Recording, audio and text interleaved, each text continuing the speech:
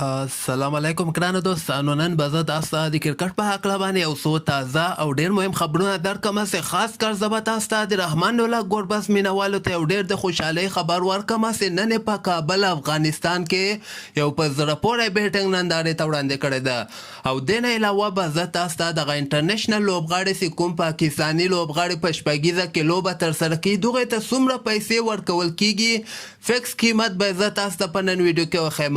او بل به زه تاسو ته دغه ایشیا کپ په هکله باندې یو نوی خبر راغلی ده، هغه به هم زه تاسو سره شریک کړم. او دغه د هندوستان او د ویسټ انډیز چې کومې لوبې ترسره کیږي د هغې تاریخونه هم اعلان سوي دي.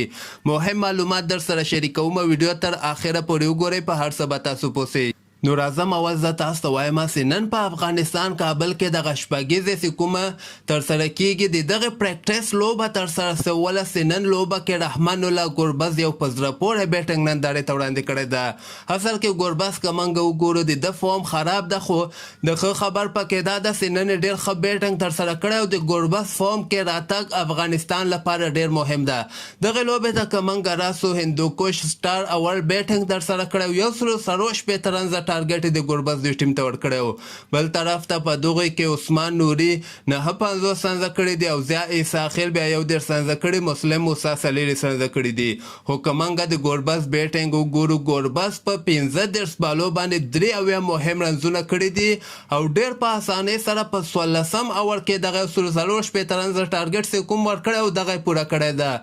او دې نه علاوه ابراهیم هم 49 رنزه کړي دي او وسیم بیا 4 رنزه کړي دي. نو ګوربز فارم کې راتګ د افغانستان لپاره ډیر مهم ده، ځکه راتلونکي کې آیلینډ سره هم لوبېږو، ایشیا کپ کې هم لوبېږو او T20 ورلډ کپ کې هم لوبې ترسره کوو. او بل به زه تاسو ته وایم چې دغه شپږیزه کې چې کوم انټرنیشنل لوبغاړي اخیستل سوي دي، په دغه کې 3 پاکستاني لوبغاړي هم اخیستل سوي دي چې پکې افتخار احمد ده، حمزه ده او دې نه علاوه آصف افریدي په نوم باندې یو لوبغاړی. دغه 3 واړه پاکستاني لوبغاړو ته چې څومره پیسې ورکول کیږي، یعنی یو دانه پکې د عمان لوبغاړی هم اخیستل سوی ده، بلال خان. او دغه ټول 4 واړه انټرنیشنل لوبغاړو ته 10,000 امریکایي ډالر ورکول کیږي، یعنی یو لوبغاړی ته 10,000 امریکایي ډالر ورکول کیږي چې تقریبا 10 لکه پاکستاني پیسې جوړیږي.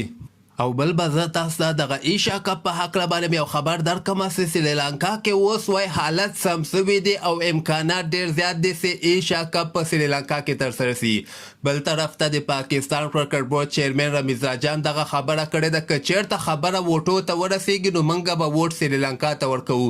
یعنی رمیز راجا وایي که چېرته په ووټو باندې دوی د ایشیا کپ فیصله کوي نو د موږ ووټ به سریلانکا سره، یعنی موږ غواړو په سریلانکا کې ایشیا کپ ترسره سي. د سریلانکا کرکټ بورډ وایس چیرمن هم دغه خبر ورکړی ده چې کوم دا دغه اسټرالیا هم راغی، هغه سیریز هم ختم سو، ټیسټ لوبې هم وسولې، شل ورځې لوبې هم وسولې. بل طرف ته د پاکستان او د سریلانکا هم نن ټیسټ لوبه شروع سوله. دوی وایي چې موږ پوره امید لرو او ډاډه یو چې ایشین کرکټ کونسل به د موږ په حق کې فیصله کوي. او بل به زه تاسو ته وایم چې که خیر دغه 2-3 ورځو کې به د ایشیا کپ کنفرم تاریخونه به هم اعلان سي او ځای به هم معلوم سي چې دا به سریلانکا کې ترسره کیږي او که بنګلادیش کې به ترسره کیږي. نو فلحال د سریلانکا حالت سم دی، نو دا داسې معلومیږي چې سریلانکا کې به ایشیا کپ که خیر ترسره کیږي. او بل به زه تاسو ته وایم چې هندوستان او ویسټ انډیز هم په همدغه میاشته کې 350 ورځې لوبې او 15 ورځو لوبو سیریز ترسره کوي. د دغه تاریخونه هم اعلان سوي دي چې اولنۍ 50 ورځه لوبه به هندوستان ویسټ انډیز سره په 22 جولای باندې ترسره کوي، دویمه به په 30 باندې ترسره کوي او دریمه 20 جولای باندې ده. بیا 10 ورځې لوبې اولنۍ په 29 جولای باندې ده، دویمه په 1 اګست باندې ده، دریمه په 2 اګست باندې ده، څلورمه په 4 اګست باندې ده او 5مه په 1 اګست باندې دغه لوبې که خیر ترسره کیږي. او دغه ټولې لوبې به په ویسټ انډیز کې ترسره کیږي. او سبا ته د انګلند او د هندوستان 3 ورځه لوبه هم ترسره کیدونکې ده.